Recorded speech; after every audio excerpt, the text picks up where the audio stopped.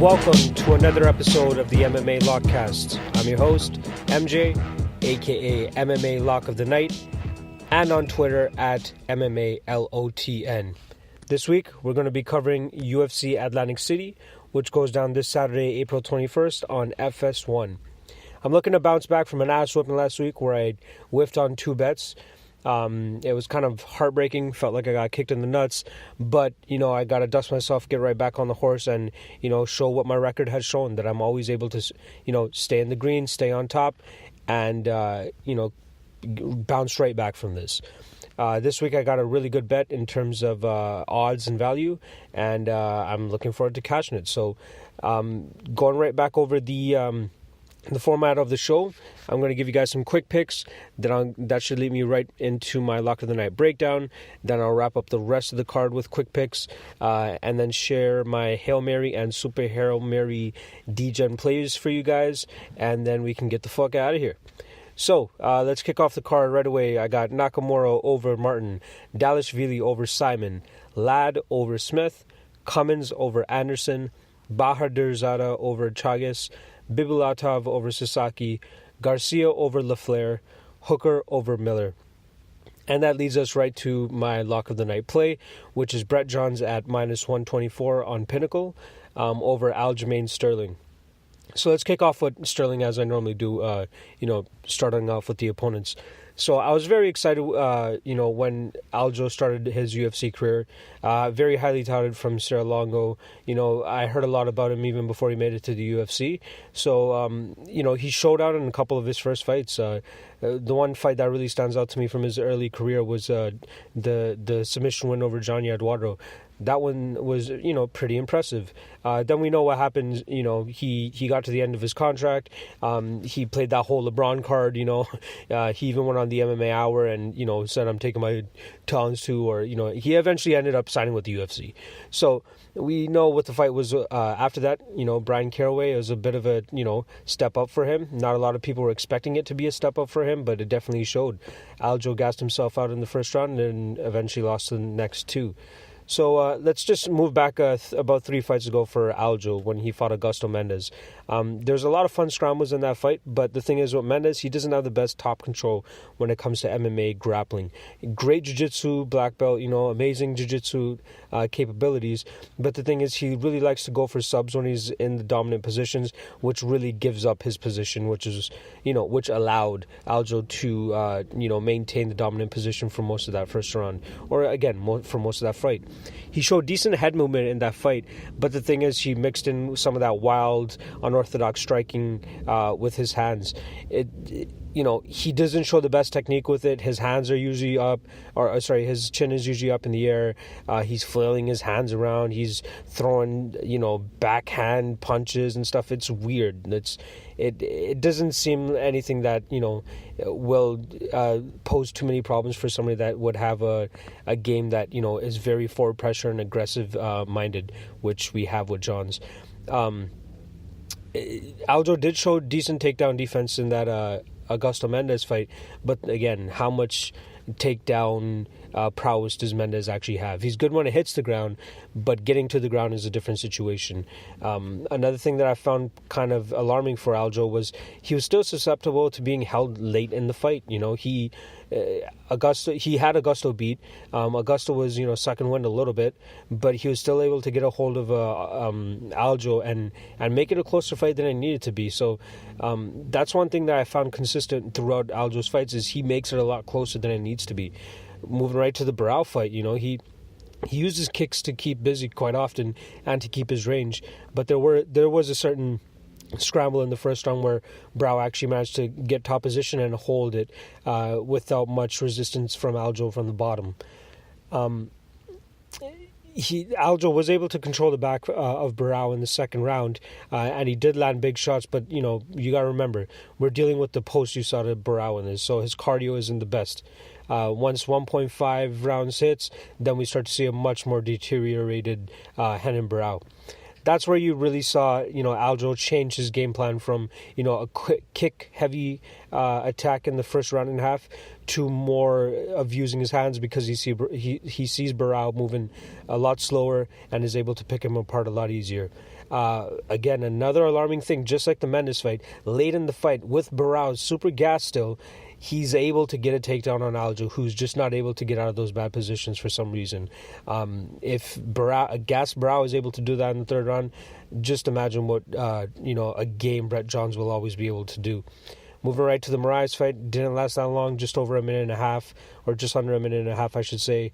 Aljo flashes kicks like he normally does, but Moraes even grabbed a couple of them and got Aljo off balance, planting him on his butt a couple times. Didn't really follow up with the takedown, but that's not really where Moraes wanted it. He wanted it on the feet, and we saw exactly why. Completely flatlined Aljo, and again, this was just over 4 months ago, so he's not that far removed from getting flatlined, so that's something definitely to keep in mind. Moving right on to Brett Johns, he has an impressive 15-0 record. He was the former Titan and Cage Warriors bantamweight champion before moving over to the UFC, and he has looked nothing short of promising in his career. In the Kwan Ho Kwak fight, he showed his wrestle heavy game right off the bat. That was his debut and his introduction to the UFC, and he kind of just let everybody know right off the bat what the fuck he's about. Right away, when Kwak threw a kick, Johns grabbed it and just went for the takedown right away. Kwak eventually, he would get up, but Johns was always there for the next takedown, continuing to chain the takedowns together and just keep Kwak on his back. He landed a lot of heavy shots on the feet, which allowed him to close the distance in the second and third round. And then once he got Kwak's back to the cage, he was able to shoot for a takedown, push him against the cage, and eventually got him down. His cardio is just ridiculous. When you're talking about Brett Johns, even in between rounds, this guy's bouncing around, pacing up and down. He's not really sitting down on his stool or anything like that. He knows what's up. Even his coaches don't really seem to talk much in his corners. They know what the hell he's about to do, and Brett Johns knows how to do it. And he's not just taking these guys down. He's slamming these guys, In the third round, he's picking these guys up over his shoulder and slamming them to the ground. So this guy has cardio for days. He has a very bullish striking style where he's always marching down the opponent. He does get hit, he definitely does get hit, but his chin is ridiculous, and he's able to eat those shots just so he can come back and throw his own. He's also very creative with the takedown, or with his combinations and takedowns and mixing everything up. There was one instance in that Kwak fight where he faked a takedown and went right to a flying knee, landed it perfectly. It was beautiful. It didn't knock out Kwak or anything like that, but it was definitely very impressive to see something like that. In the Morales fight, he was very patient for going for the initial takedown, but after a minute, it was, game on. He got a hold of Morales, was able to spend 4 minutes of top control in the first round, and just, he didn't really go for any guard passes either. He was more so just looking to strike from the top, land enough shots to keep busy, but also those shots that he was landing were very heavy. You're talking about elbows to the head, power punches to the body. He was just doing enough to, keep attacking, keep landing big shots, but not get stood up. He had minor issues in that second round against Morales, trying to close the distance as, Morales was throwing out that jab with some stiffness, which gave Brett Johns a little bit of trouble. But, within a minute and a half, 2 minutes of going into that round, it didn't really faze Brett Johns. He was able to close the distance, got Morales' back against the cage, as he always likes to do with his opponents, and then eventually, pushed for that takedown, got that takedown, and the rest of the fight just went the same way. Heavy top game, not much guard passing, but just enough heavy shots from the top that, gave him, again, I thought it was a clear, pretty much a 10-8 throughout that fight, so pretty dominant win for him. He really sticks with his takedowns. It shows in the Morales fight. It showed in the Kwak fight. If the takedown starts off in the center of the cage, he's pushing all the way to the, all the way to the end of the cage and pushing his opponents against the cage, and either powering them down or slamming them down. This guy is getting a takedown no matter what. In the Joe Soto fight, 30-something seconds. Craziness, it seemed like he was already set on getting that calf slicer. As soon as the takedown was initiated, he went for it right away, locked it up immediately, and I think that's kind of what caught Soto off guard. So what we're talking about with Brett Johns is somebody who averages 6.89 takedowns per 15 minutes, with a 70% accuracy rate. Not to mention a 100% takedown defense rate as well. I don't see Aljo going for many takedowns in this fight. I think he'll try to, keep Brett Johns at a bit of a distance, but I think it's going to play right into Brett Johns' game. I think Brett Johns will capitalize on Aljo's kicking game by spamming takedowns anytime Aljo kicks or puts his leg out there. And his aggression, forward pressure, and ridiculous pace won't allow Aljo to get comfortable in any situation of that fight. Aljo may be able to threaten off his back with subs, but he hasn't really gotten anything from there, so I'm not too worried about that. I think Johns has enough of a heavy top game to keep Aljo, to keep Aljo from being able to threaten from on the bottom. But again, this is MMA. Fucking Adam Wizardjek or whatever the fucking Polish guy's name is pulled off a normal plotter last week, so we don't know what the fuck is good, but I think that Brett Johns will be able to maintain top control for 3 rounds. Maybe Aljo's chin is still a little shaky from that Moraes fight, but I think Johns is just going to grind out a 3-round decision. I wouldn't even be surprised to see a 10-8 there. So Aljo needs to be really careful by throwing his kicks out there, but I think no matter what, Brett Johns is going to get that takedown at least once in every round, and he should win a pretty, one-sided decision. So closing out the rest of the card with my quick picks, I'm taking Branch over Santos, Willis over Sherman, Edgar over Swanson, and Barboza over Lee. Let me give you guys my Hail Mary and Super Hail Mary picks real quick.